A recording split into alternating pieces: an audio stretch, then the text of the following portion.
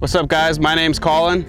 This is my bus. It is a 2003 Ford E350 Super Duty 7.3 liter turbo diesel Power Stroke. Come on in.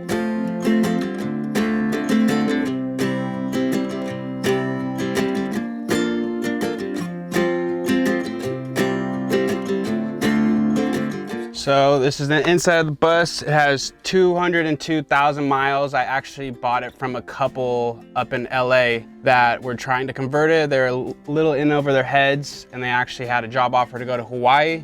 So I bought it from them and it was actually in the school district system until 170,000 miles. So it's well maintained. It's the 7.3 liter, the bulletproof, the one that's very sought after. She runs great.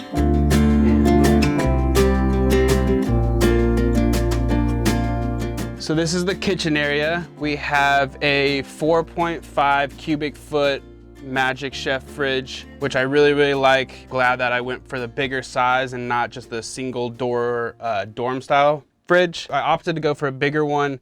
The dorm size just has little tiny freezers, and I think for me being off grid for such an amount of time, I wanted to go with a bigger fridge. Just allows me to have individual meats that I wanted to keep, some spaghetti sauces, just a full size, and then definitely a ton of room down here.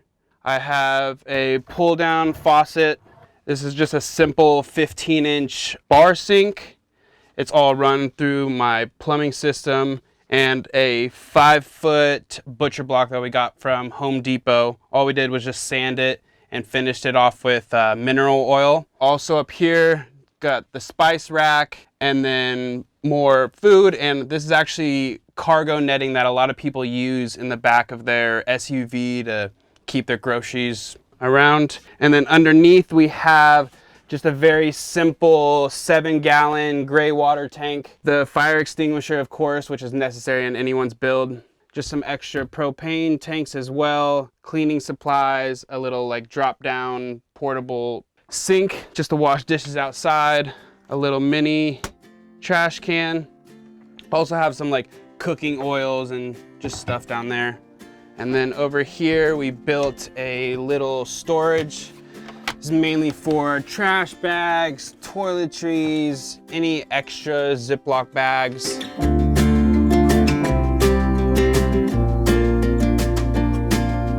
I went to school for finance at San Francisco State University, graduated, did the whole corporate thing. I was operations manager for an e-commerce company, managing 36 people.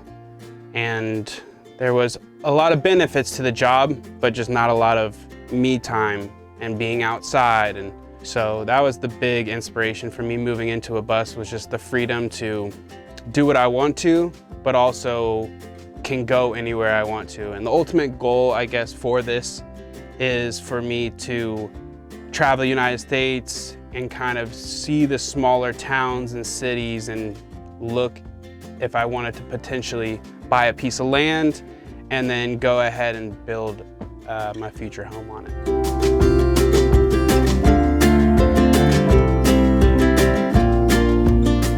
So underneath the kitchen countertop, we have all of the solar kit basically. So we have a 40 amp charge controller that feeds to the two 200 amp hour batteries, lead acid. Then they go, that is for the DC power. And then we have a 1800 watt inverter, which changes the DC to AC, and that's what runs the refrigerator, the outlets, and the DC actually runs all of my 12 volt RV lights above. And then all it does is just run to a little fuse box before the lights and the outlets. And then that also attaches to 3 200 watt solar panels up top, all from Renogy. Then over here, 3 drawers.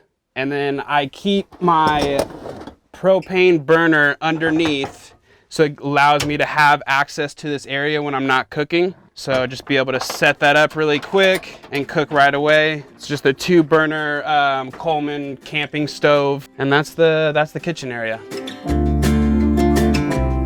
So now we're in the bed area. This is actually a full-size bed, which was super key for me. Definitely did not want to do a twin and I think a queen just would have been a little bit too big. This is actually a purple mattress, if you guys have heard of it. My favorite mattress, super comfortable. Have just a little USB fan here, just for a little cross breeze. Just have the two lights right above are on two different switches, so allows for that, and just easy access to get to the garage door. More storage up top. Yeah, that's where the magic happens. So this is the end of the bed, just some extra storage. This is what I think I get out of it by not going with a queen. So just have some extra blankets here, just some simple storage containers, books, a massaging gun, knickknacks. Up here, again, we have more of that cargo netting with towels, beanies, and then just like a little nook right above where the dining room area is with some books. And that's the bedroom area. So this is my dinette area. So underneath me is actually my 30-gallon water tank, fresh water tank. Here is my little tabletop. It's actually the 13 inches that we cut off of the butcher block from the countertop. And again, here we just sanded it and then finished it off with a darker stain just to give it a little bit more accent to all the natural wood that I have up top. So this is the other half of the dinette. It's about 23 inches width and then about 36 inches length. And underneath is actually all my storage for clothing. So I have way too much clothes, but I just have backpacks. It's just a good spot for storage, anything that I need to grab right away. And that's just on a simple hinge system on the back. What advice do I have for people that want to live this type of lifestyle? It's either a van, a bus, a tiny home. Find out what are you cannot live without. That's number one. Find the things that you cannot live without and do your build around that. Do as much research as you can. Talk to other people that have done it before. You can get inspiration from other people, but in the end, it's what are you willing to work around or not work around. I don't have any flowing hot water. That's fine with me because I have an outdoor shower that has the capabilities to produce hot water. I wanted to have a lot of freezer space, so I opted for a bigger fridge, but also a bigger wattage of solar up top so it could power that fridge. So you just gotta find what the most important things in your life that you can't get rid of or you don't wanna get rid of and kind of do your build around that. Yeah, so here we are in the garage area. So I actually went a little bit higher than what a lot of people do. So this is actually 24 inches tall, which allows me to fully get back here and not be so crammed. So what we have is actually 1-inch foam insulation, R value 6, 1/2-inch plywood for the subfloor. And then everything in the back, just a ton of storage. Have my skateboard just in case. A little hose for when I'm filling up my water. Camping chair. We have some reserve propane tanks. Got some oil for the diesel. Tools as well. And a 1-person camping tent. I also even have enough room for, just in case you want to get that workout in. So then I want to show you guys my outdoor shower. So I just pull it out, hang it right here. And this is actually the shower head that I have mounted. And right here, this just hooks up to any type of propane. I have an adapter, whether you want to do the 1-gallon little green bottles, or you can do a 20-pound big propane. Instant hot water wherever you're at. And as long as you have 20 pounds per square inch of pressure, you can take a shower wherever you are.